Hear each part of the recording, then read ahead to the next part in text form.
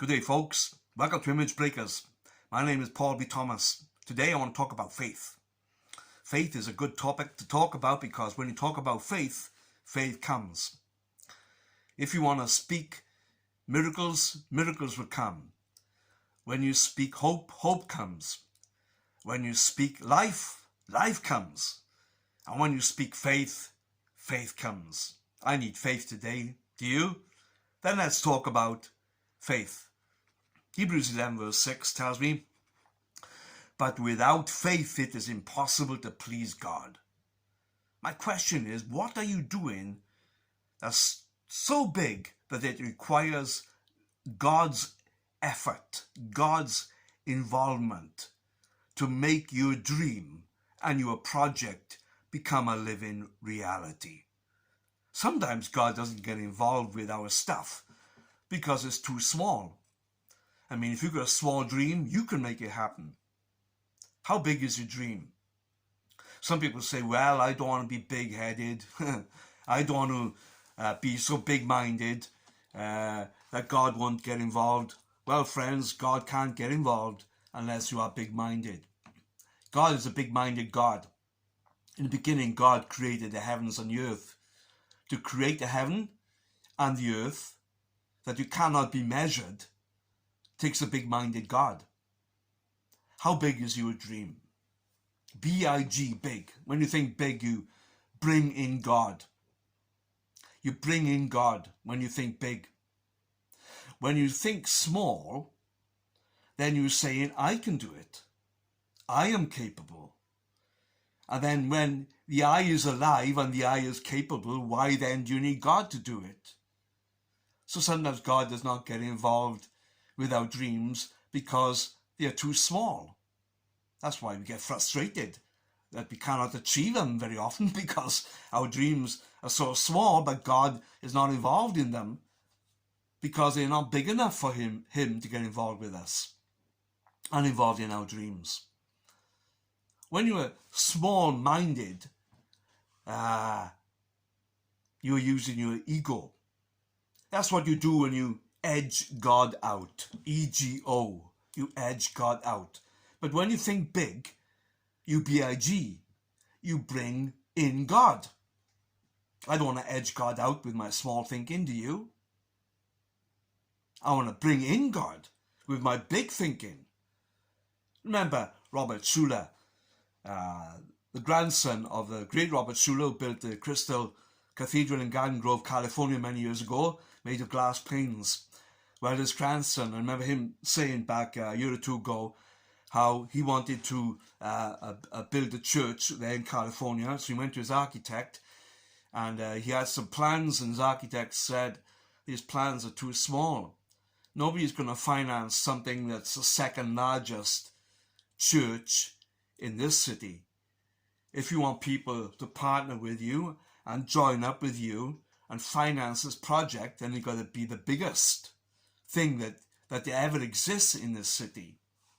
I thought, wow, what a secret that is. You've got to think big.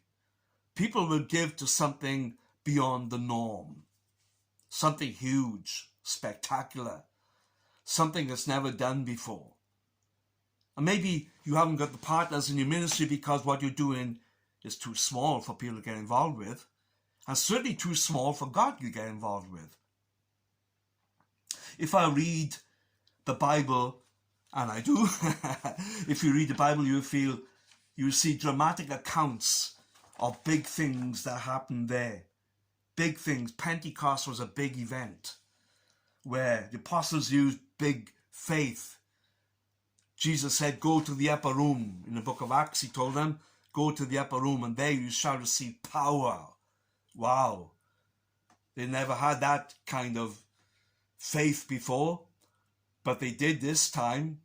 The Holy Spirit had never been given to a person before, but they had the faith to believe that God could dwell in them, that God could live in them, and God could do signs and wonders through them.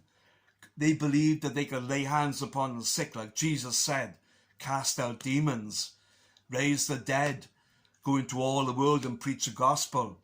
That's a big type of faith. But they believed that, And it was a first. Oh, in Acts 14, we read about Paul healing someone. This was another first. It says there in verse 7, and there they, that is Paul and Barnabas, preached the gospel. And there sat a certain man at Lystra, impotent in his feet, being a cripple from his mother's womb, who never had walked. The same heard Paul speak, who steadfastly beholding him, and perceiving that he had faith to be healed, said with a loud voice, Stand upon thy feet. And he leapt and walked. Woo. Stand upon your feet. And he leapt and walked. That was a first. The power of faith. The spoken word. That was something big. Faith will look for the big things. Do the big things. Live for the big things. Because when you're thinking big, you bring in God. God is big. Are you? Some people say, I don't believe in prosperity. God does.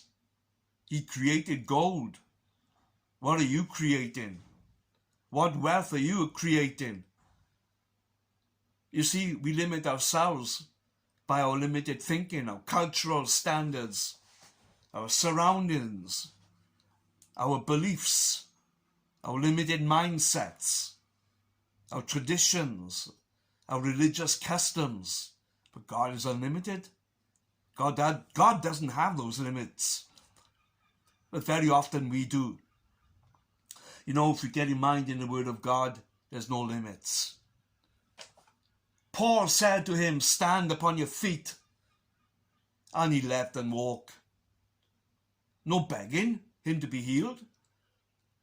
No praying over him for hours on end and then go back to him another day and then another day and another day. Just a simple command. Oh, how do you like that kind of faith? Well, you just speak the word only. And you were healed. Your family members were healed. Your business came into existence. Speak the word only. What's your level of faith today? Can you believe God for something big? I dare you.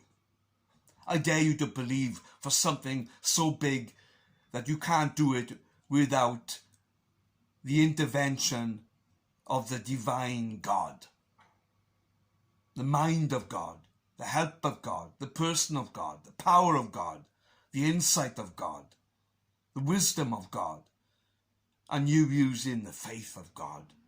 Think big, B-I-G, for when you do, you bring in God. So Paul B. Thomas and Image Breakers. Have a big believing, a big thinking, a big doing day. In Jesus' name, amen.